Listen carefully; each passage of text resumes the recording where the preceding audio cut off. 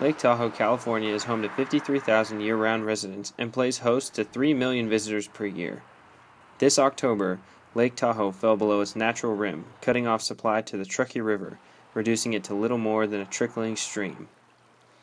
What were once private docks and piers are now little more than a raised walkway leading to the water's edge. Late October and early November dry spells leave local resorts struggling to meet their opening day deadline. Resorts aren't the only ones feeling the heat wave.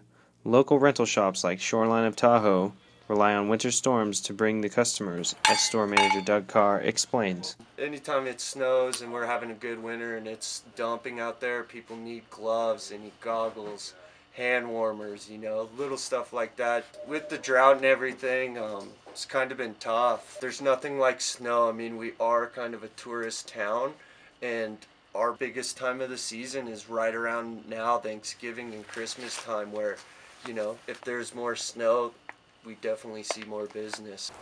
Randall Osterhuber, a researcher from the UC Berkeley Central Sierra Snow Laboratory, offers some insight on Central Sierra drought history, as well as some factors that are affecting the current drought. Kind of the landmark dry year in recent times is 1977. Winter 2014 ended up being a little wetter than 77. But, sociologically, it was a drier year because there's a lot more water users and demands on the water today than there was in 1977.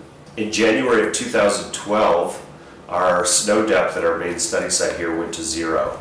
And we had never recorded a 0 snow depth in January in the history of the station. Nobody saw winter 2011 coming, which was almost a record huge snowfall year here. And nobody certainly saw the 3 dry years of 12, 13, 14 in a row. That's pretty good proof that we really can't make very accurate long-range forecasts. Yes, we do see trends in our precipitation and snowfall, though it has to be emphasized that even though this may represent the long-term trend, it doesn't necessarily represent what this winter or any other is going to be like. Even if we had an average snowfall year, kind of a statistical average snowfall year, it's not going to make up the deficit of the drought that California has suffered. We not only have to think about soil moisture, reservoir storage, but also groundwater. It is good that it's so wet this early in the year because the soils can become very saturated right now, which in the long range is a good thing.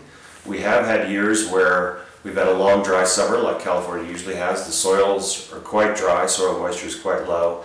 And then we get our first winter snowstorms, and they're these cold, powdery storms, and they don't saturate the soils. So then when the spring snowmelt starts, there's a deficit so that the amount of water that ends up flowing as surface water in creeks and rivers is reduced considerably because of the uptake through the soils. Will Lake Tahoe stay resting below its natural rim? Will the Truckee River run dry?